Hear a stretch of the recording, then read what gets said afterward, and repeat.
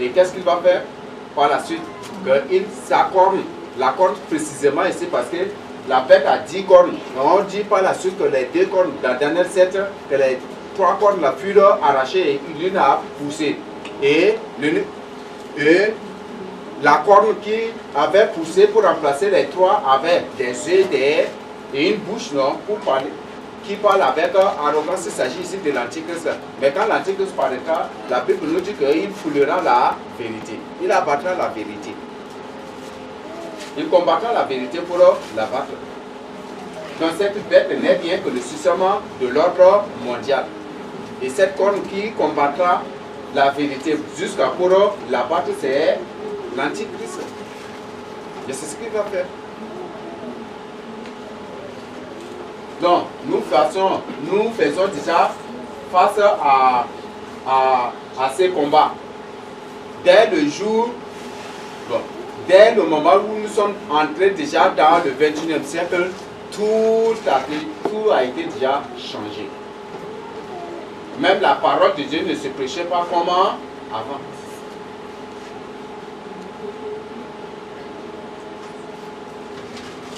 Certains pasteurs m'ont dit que mon enfant, avant là, si une femme porte pantalon seulement, on va l'excommunier.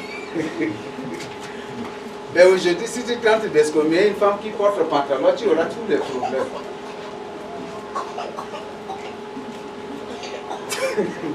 Ok, donc c'est ce qui se passe aujourd'hui. Donc la parole de Dieu ne se prêchait plus comme avant. Avant, les gens étaient catégoriques, farouches contre l'initiation, contre l'excision. Mais aujourd'hui, on permet cela parce que c'est les pratiques, les lois du catholicisme qui ont été adoptées. Le catholicisme promet d'abord l'initiation, mais la tradition en exergue. Dans tout ce qui est relatif à la tradition, le catholicisme promet. Donc si c'est l'adoration des montagnes, l'adoration des oiseaux, des fourmis ou de quoi que ce soit, le catholicisme accepte cela. Ok, nous allons lire. Je ne sais pas s'il y a des questions sur cela. Oui, sur cette partie. Oui.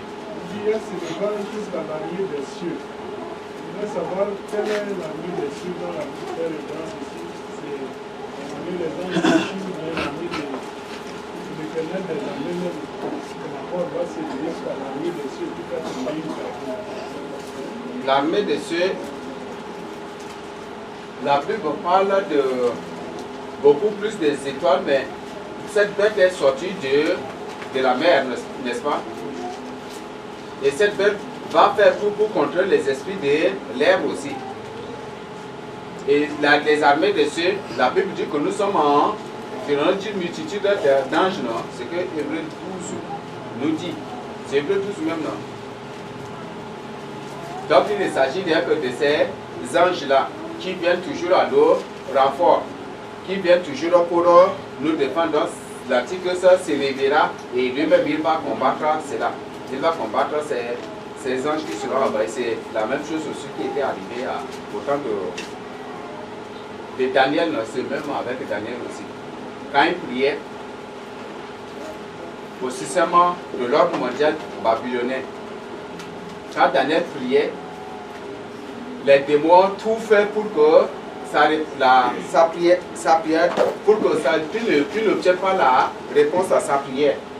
Mais Dieu a obligé d'envoyer l'ange Michael pour venir à son secours. Et c'est comme ça que Daniel, j'ai dit Daniel encore, Gabriel était venu pour lui rapporter et après il est reparti. Donc au dernier temps, il y aura aussi combat farouche entre l'armée invisible de Dieu et l'armée visible de Dieu contre l'armée démoniaque ou contre l'armée de Satan. Mais ici, beaucoup plus, il s'agit du contrôle spatial ici.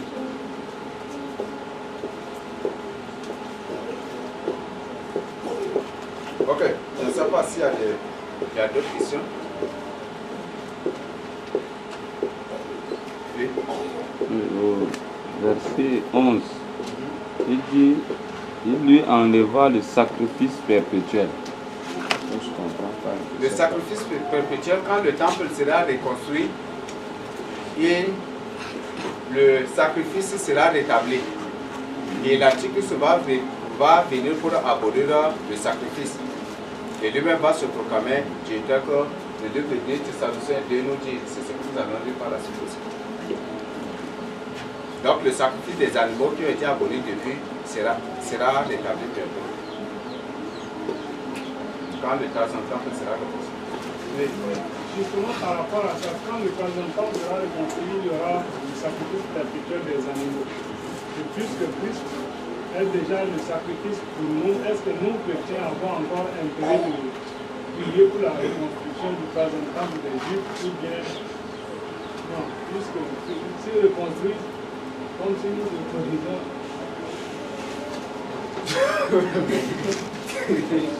La construction du troisième temple, c'est un événement prophétique. Qu'on le prie, qu'on ne prie pas, le troisième temple va être construit. Et c'est dans ce troisième temple-là où les Juifs vont penser qu'il va y avoir un retour de l'exil là, ils vont tous repartir au niveau d'Israël. Le temple serait construit. Eux, ils ont pensé qu'il fallait rétablir ce sacrifice-là pour se réconcilier avec Dieu. Donc, qu'on ne prie pas, c'est un événement certain. Ce qui va arriver. Il faut que ces choses Arrive.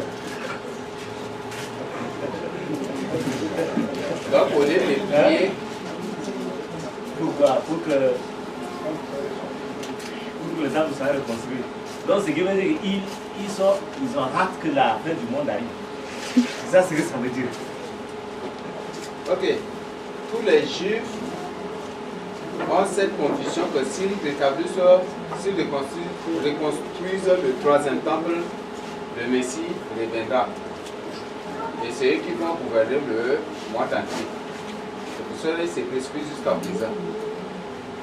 Mais pour moi, je ne te conseille pas de prier pour le troisième temple, mais plutôt pour leur salut.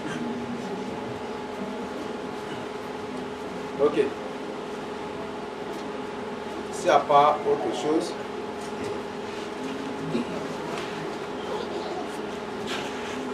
Oui.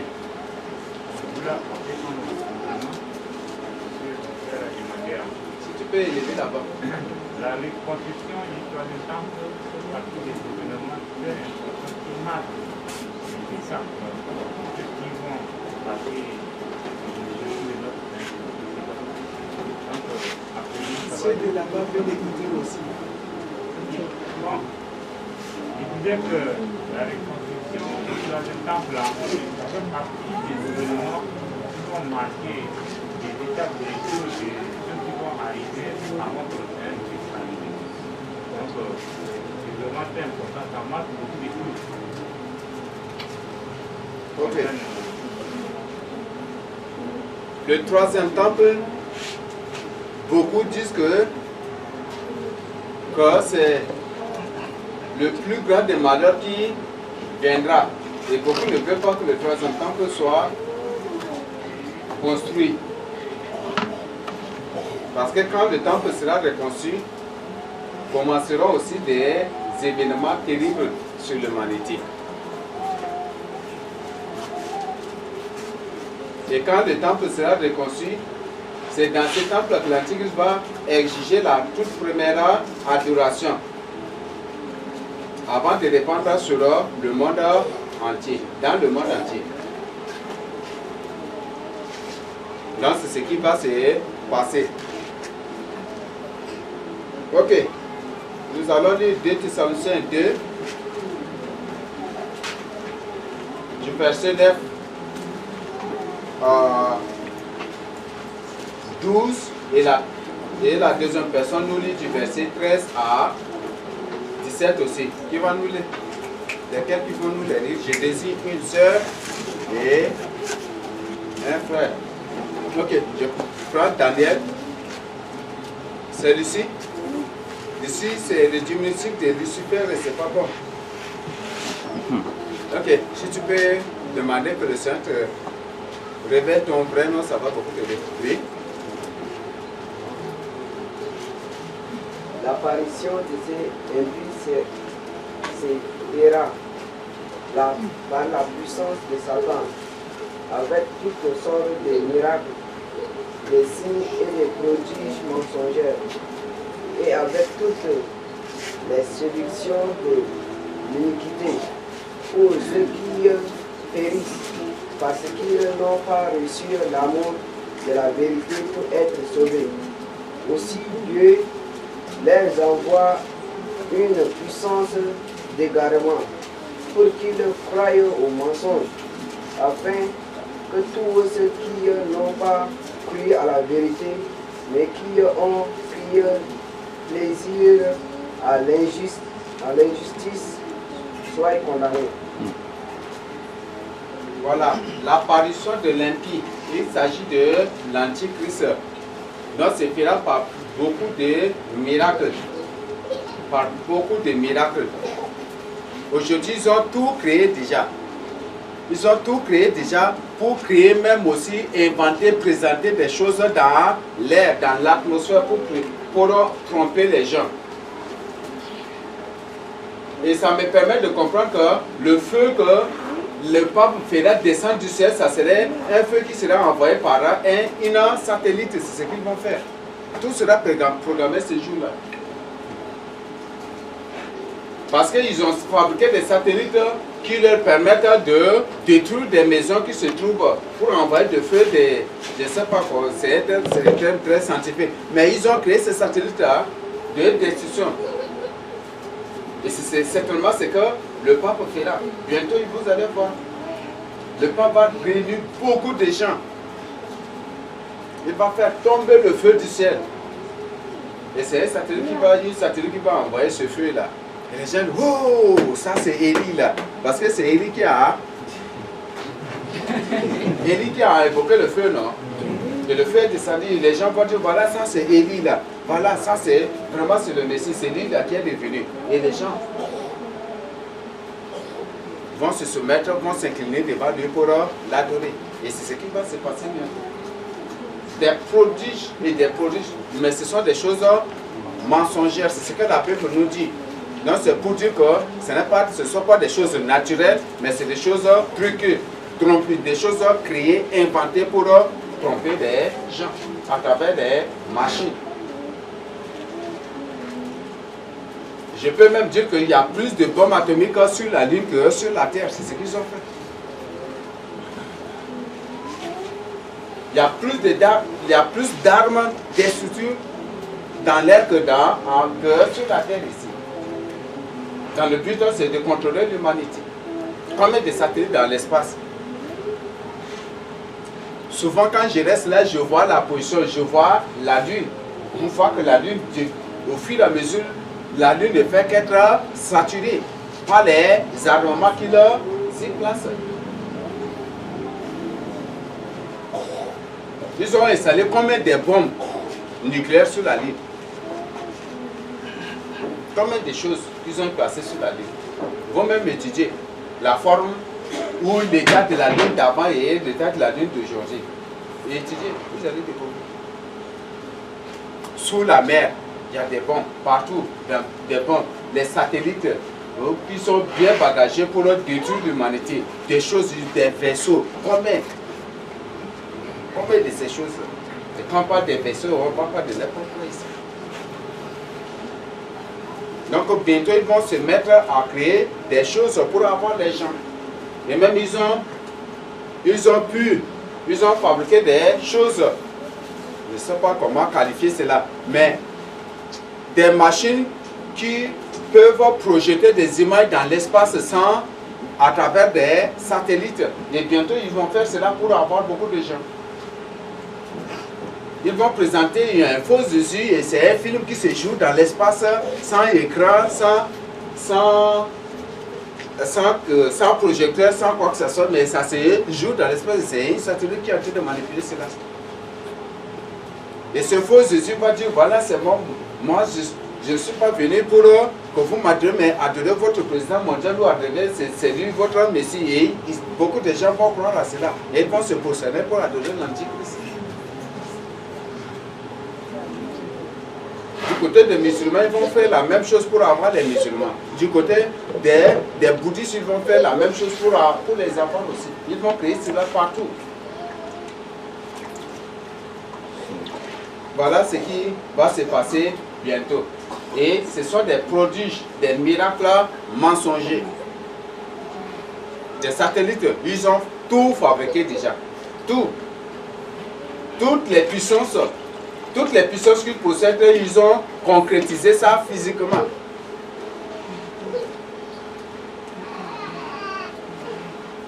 Il y avait beaucoup de choses qu'ils ont fabriquées. Et ce n'est rien que la traduction, je ne sais pas, la transformation des puissances démoniaques en des objets matériels. C'est ce qu'ils ont fait. Et c'est la puissance de Satan toujours.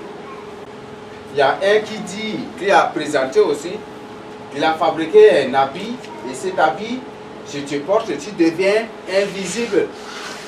Et ça, c'est précisément le Canada.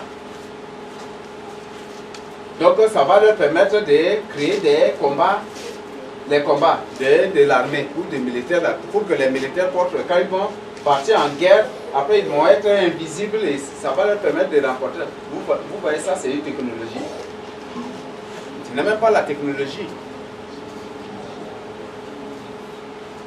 Dans toute puissance que possède la reine de la côte, tout comme Satan, toute puissance qu'il possède, ils vont concrétiser ça en des matériels, en des outils que les humains vont utiliser, croyant que c'est le fruit de l'œuvre humaine, alors que il n'y a rien de réel là, il n'y a rien d'humain dans ces choses-là. Ok, du verset 13 à 17, je ne sais pas si il y a-t-il des questions?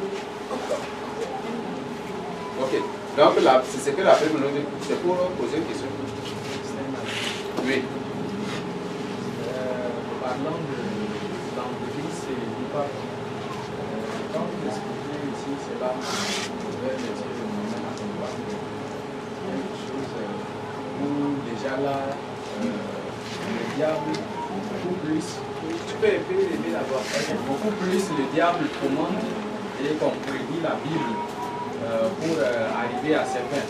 Donc, le miracle que le pape fera aux yeux de tout le monde pour faire descendre le feu du ciel à travers les satellites, à travers le satellite, cela m'amène à comprendre déjà que là où ils vont contredire la Bible, là où ils disent dans Malachie 4, où ils disent que Élie viendra premièrement, et également dans le Marc 9, également où le Seigneur a dit qu'Élie viendra premièrement. Alors, ils feront montrer aux autres que c'est voilà Élie, et c'est Élie là qui a fait, comme Élie a fait descendre le feu du ciel, comme la Bible l'a dit. Il également, il convaincra les autres que ça serait Élie, et comme lui, il est déjà Élie, l'Antéchrist qui viendra après lui, comme lui, il prépare le terrain à l'Antéchrist viendra et il fera que ça serait l'Antéchrist là qui sera le Seigneur que lui il précède comme Élie. Donc c'est ce que j'ai compris à travers ce bref histoire. Ok, donc c'est ce qui se passe déjà. Le pape a réuni toutes les religions déjà. Tout.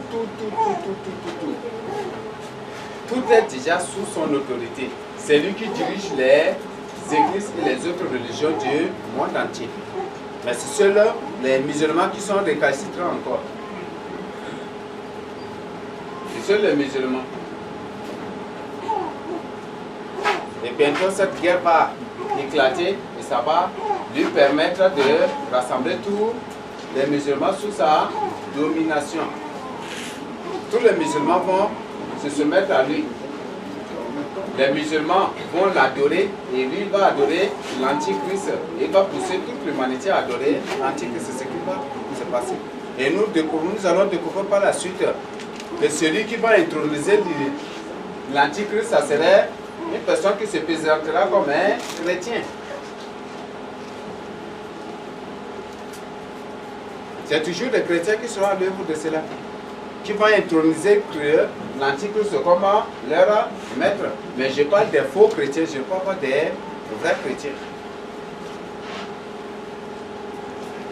C'est eux-là qui se battent, qui ne dorment même pas la nuit pour faire au moins se tomber celui qui demeure, qui vit dans la vérité. La nuit, ils ne dorment même pas. Ils pensent, mais comment je vais faire pour le renverser? Comment? Tout le jour, ils ne pensent qu'à cela. Parce qu'ils veulent à tout prix que tu adores leur maître comme ils le font déjà aujourd'hui. Donc, comme ils n'ont pas l'amour de la vérité, le Seigneur lui-même va leur envoyer une puissance d'égarement pour croire aux mensonges. Aux mensonges, ce sont des miracles, des faux prodiges, des fausses démonstrations de puissance qu'ils vont qualifier que c'est Dieu qui est en train de démontrer sa puissance à travers leur maître qui est l'Antichrist. Ils vont faire cela. Et beaucoup de gens vont croire, ils vont accepter cela. Et qu'est-ce que Dieu dit? Parce qu'ils n'ont pas l'amour de la vérité, donc lui-même il va les aider à croire à ces choses-là pour se perdre. Donc bientôt, vous allez, ne soyez pas surpris. Un faux Jésus se présentera avec des faux anges. Et ce ne sont rien que ce n'est rien qu'une projection spatiale. Et tu vas dire, ah, c'est Jésus, ce n'est même pas Jésus. Et Jésus va se mettre à parler. Mais est-ce que Dieu, dans la Bible, est-ce que le Seigneur Jésus nous a dit que quand il va revenir, il va parler d'abord à toute l'humanité avant d'envoyer ou de faire? Est-ce qu'il a dit cela? Mais beaucoup de ceux qui ne connaissent pas la parole de Dieu vont croire que c'est Jésus. 13 à 17, qui va nous lire? C'est Lucie, non? Tu nous lis à haute voix.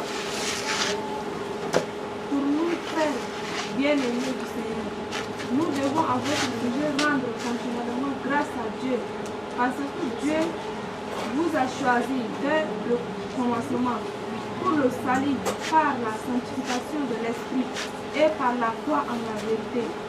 C'est à quoi il vous a appelé par notre évangile, pour que vous possédiez la gloire de notre Seigneur Jésus-Christ. Ainsi donc, frères, demeurez fermes et retenez les instructions que vous avez reçues, soit par notre parole, soit par notre lecteur.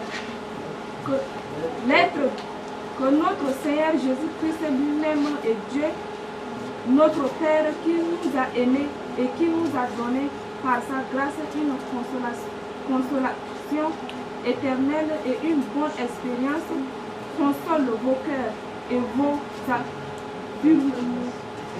vous affermissent en toute bonne œuvre et en toute bonne parole. Voilà. Qu'est-ce que le verset 12 et 14, verset 13 et 14 nous dit? Qu'est-ce que le verset 13 et 14 nous dit?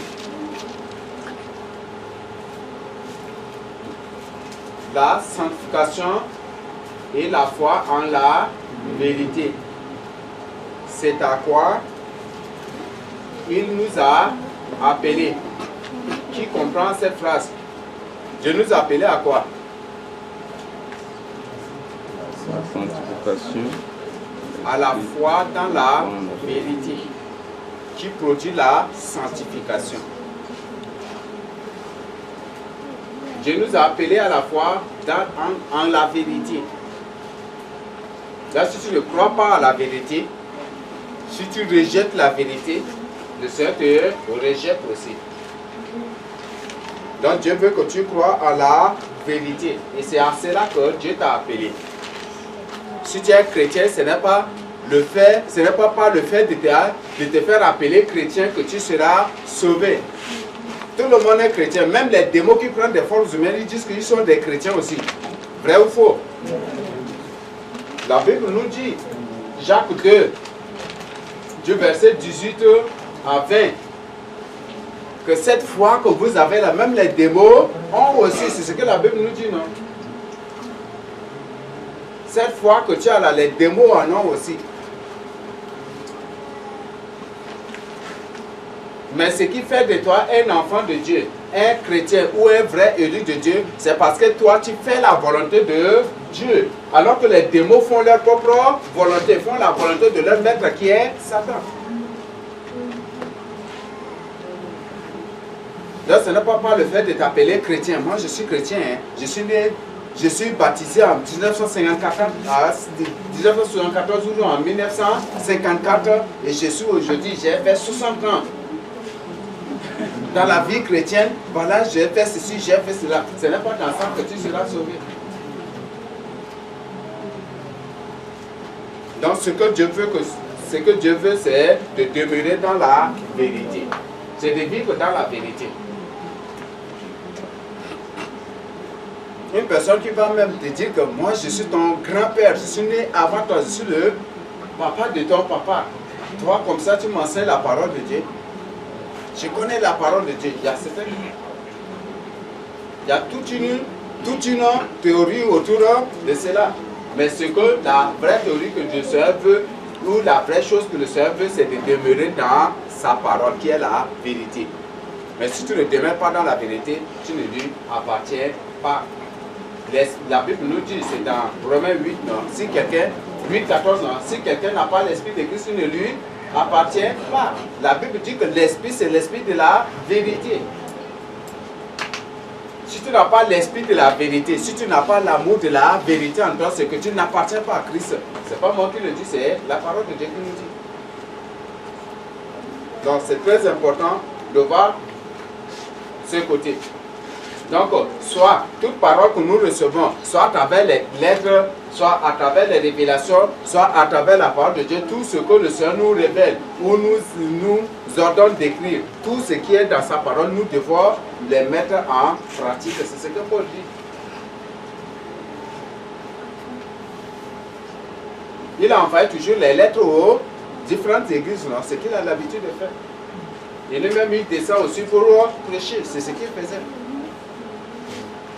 Donc, c'est ce que la Bible nous précise ici. Donc, la vérité, c'est la parole de Dieu. La parole de Dieu est la vérité. Jean 17, 17. Et la Bible, nous, à travers cela, nous découvrons encore de plus que nous sommes appelés à demeurer dans la vérité. C'est pour la vérité que nous avons été appelés. Dieu nous a choisis pour la vérité. Ok, je ne sais pas s'il y a des questions sur cette partie. Sarah, il y a des questions?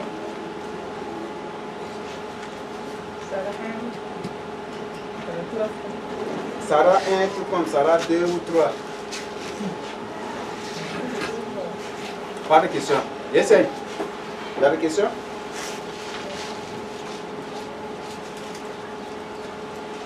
La question?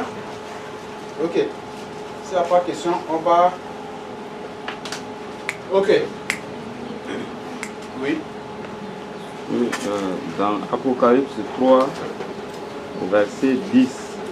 Apocalypse 3, 10.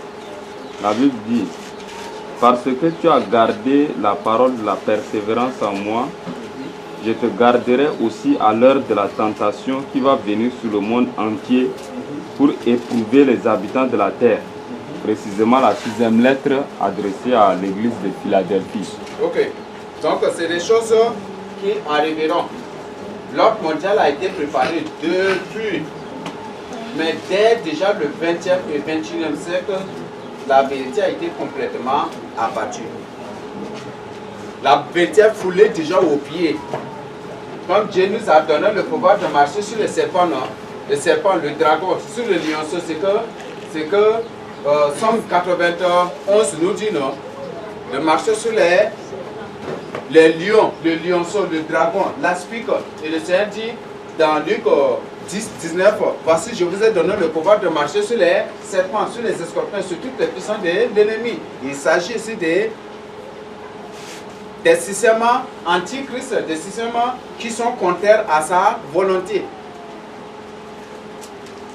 Et l'Antichrist aussi crée ce système-là pour fouler le Seigneur Jésus-Christ au pied. Et pour fouler aussi tous ceux qui le suivent.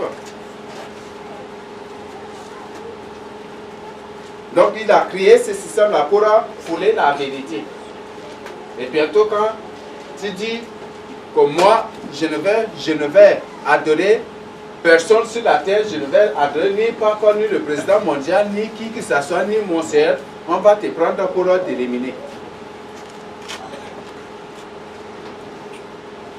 Si on te demande est-ce que tu vas accepter le communisme ou pas, et que tu refuses, on va t'emprisonner ou soit t'éliminer par la suite.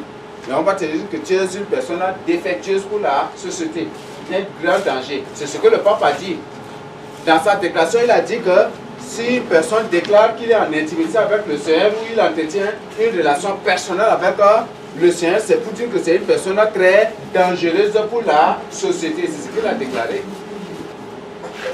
Si tu dis que moi, je ne vais jamais m'asseoir avec les musulmans, ni je ne veux jamais aussi votre système écuménique où j'ai pris le Seigneur à la maison. Tu dis pourquoi? On va te dire que tu es une personne dangereuse. On va te prendre pour t'emprisonner.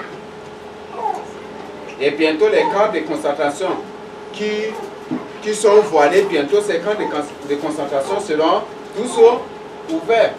Et c'est dans ce lieu-là qu'on va construire les gens. Dans ce lieu-là que les gens seront tués. Ok, donc vous allez voir, même le Seigneur a dit, Daniel 9 ou c'est Daniel 11 qui nous dit que bientôt, quand le système de l'ordre mondial sera trop actif, quand ils vont veiller maintenant sur l'exécution de ces choses, beaucoup des saints, beaucoup des pasteurs vont régner. Ils vont abandonner, ils vont regretter cela. Et qu'est-ce que la Bible nous dit? Il va utiliser des flatteries et des ruses pour avoir ceux qui ont trahi la Sainte Alliance. Ceux qui eux-mêmes sont partis pour scier le Pâques, l'alliance avec le pape pour se soumettre à lui. Ces gens bientôt, après, ils vont prendre conscience de cela et eux-mêmes ils vont chercher à fuir, à esquiver, mais le pape va les rattraper. Et qu'il va les détruire aussi, il va les tuer. Les yeux des gens, bientôt leurs yeux vont s'ouvrir. Bientôt leurs yeux vont s'ouvrir. Oui, dis-moi. Mais cela, ceux qui ont déjà fait, et après, plus tard, d'abord, ils se rendent compte qu'ils sont égarés et qu'ils abandonnent ce qu'ils ont fait et qu'ils sont déjà tués, ils sont sauvés. La Bible nous a dit qu'au dernier temps, il y aura une multitude de gens qui vont ouvrir les yeux des gens. Surtout, précisément, c'est avant l'enlèvement. Il y aura une multitude de gens qui vont ouvrir les yeux des gens de partout dans le monde. Donc, cela confirme Joël 2, verset 28 à travers les révélations. Donc ce n'est pas par moi seul que le Seigneur utilise, le Seigneur avertit les gens aujourd'hui. Mais partout dans le monde. Parce que le Seigneur dit qu'au dernier temps, il y aura, les jeunes auront de visions, des vieillards auront des songes, tout cela. Et le Seigneur a dit, c'est quoi? C'est dans Isaïe combien ils donneront pour chef aux vieillards des jeunes. C'est pour confirmer qu'au dernier temps, c'est beaucoup plus les jeunes de rien qui seront beaucoup plus utilisés par le Seigneur. Ce sont des jeunes de rien qui seront utilisés par le Seigneur. C'est ce que le Seigneur a déjà annoncé. Ce sont ces choses-là qui commencent déjà. Vous voyez que Philippe Akaranche, il a combien d'années? Hein? Philippe Akaranche a combien d'années? Une jeune fille espagnole. Elle a 11 ans, elle a vu des choses finalement. Il y a un ministère qui est ouvert et c'est lui qui a. C'est comme c'est elle qui est en train de diriger le ministère. Une fille de 11 ans. Et qui prie avec les gens pour la délivrance. Voilà ce que le Seigneur fait pour confondre les vieillards. C'est ce que le Seigneur a dit. Annoncé. Ce sont ces choses-là qui commencent à se réaliser. C'est pour ça que c'est une chose terrible de dire que c'est par soi, par moi seul ou c'est par une seule personne que Dieu parle aux gens au dernier temps. Et c'est le plus grand des scandales aussi. Donc c'est ce que le Seigneur a déjà annoncé. Même dans Daniel 11, non, si on peut lire que que beaucoup de gens, Daniel 11, 32 à 33. 32 à 35, qui va nous lire? 32 à 35. Mais que la personne nous lise à votre voix, parce que quand on parle ici, c'est de derrière, c'est de l'autre côté, ne nous écoute pas. Oui. 32 à 35. 32 nous dit: il séduira par des flatteries les prêtres de l'Alliance. Mais ceux du peuple qui connaîtront leur Dieu agiront avec fermeté. Et les plus sages parmi eux donneront instruction à la multitude. Il en est qui succomberont par un temps à l'épée et à la flamme, à la captivité et au pillage. Dans le temps où ils succomberont, ils seront un peu secourus et plusieurs se joindront à eux par l'hypocrisie. Quelques-uns des hommes sages succomberont afin qu'ils soient épurés, purifiés et blanchis jusqu'au temps de la fin, car elle n'arrivera qu'au temps marqué. Voilà ce que le Seigneur dit, que les plus sages. Qu'est-ce qu'est sage selon la définition biblique? Qu'est-ce qu'est sage?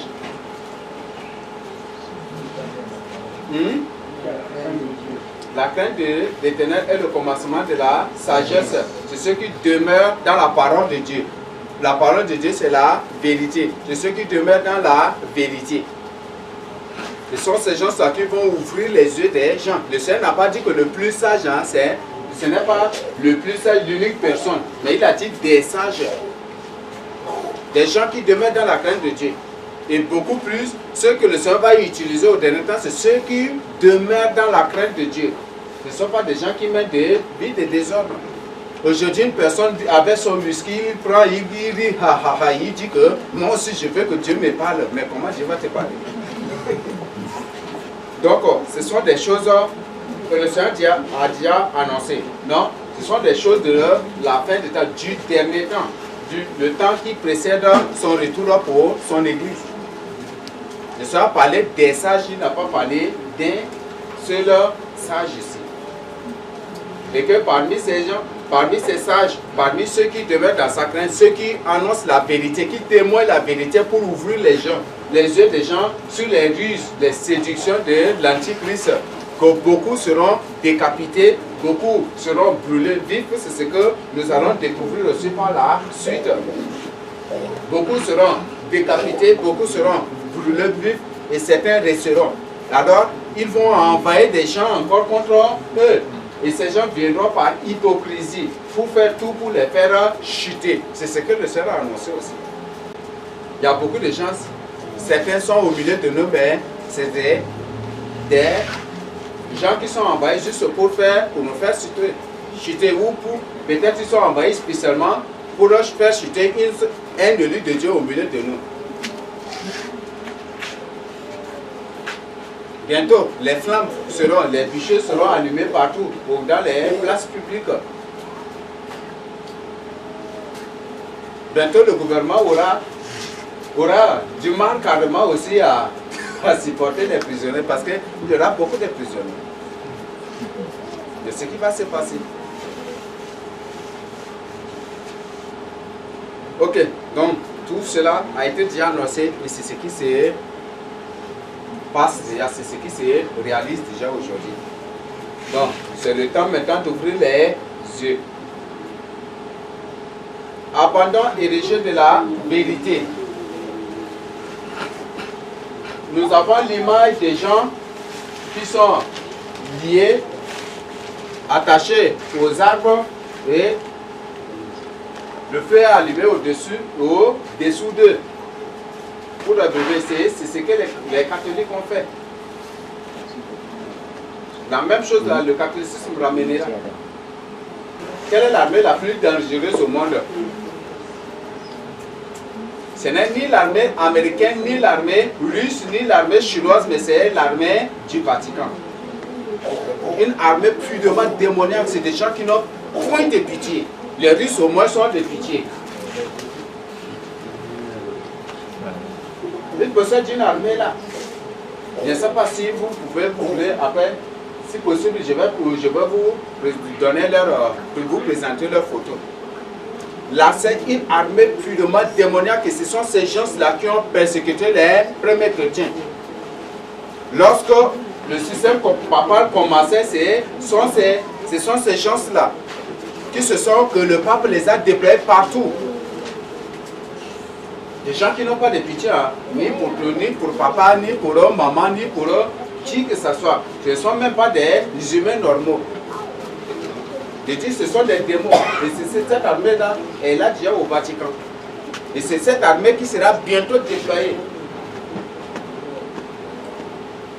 Il va te couper un morceau, tu vas crier combat, même il n'y a pas de pitié. Il n'y a pas de pitié pour ces gens-là. Faites tout pour au moins être enlevé. Parce que des choses dangereuses. Des choses terribles s'abattront sur l'humanité. Donc voilà ce que cette armée a fait. Ce sont les humains qui sont là. On les a attachés pour allumer le feu de dessous d'eux. Au moment où tu cries, là, ils sont là à rire, ha ha ha ha ha. Ils prennent leur whisky ou leur truc pour rire, ha ha ha. C'est ce qu'ils font. C'est ce qu'ils sont. Donc l'armée la plus méchante au monde, ce n'est ni l'armée russe, ni l'armée américaine, ni l'armée anglaise, ni l'armée chinoise. Ni les Nord-Coréens aussi. Jamais du tout. Mais c'est l'armée qui existe au sein du Vatican. C'est seul le Vatican qui détient, qui a cette armée. L'Italie n'a pas aussi cette armée.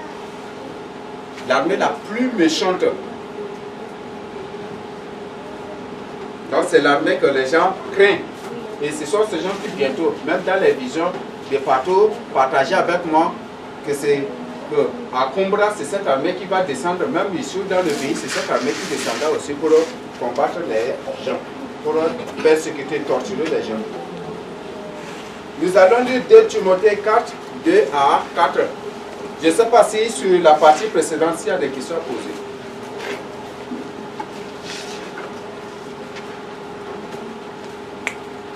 Oui.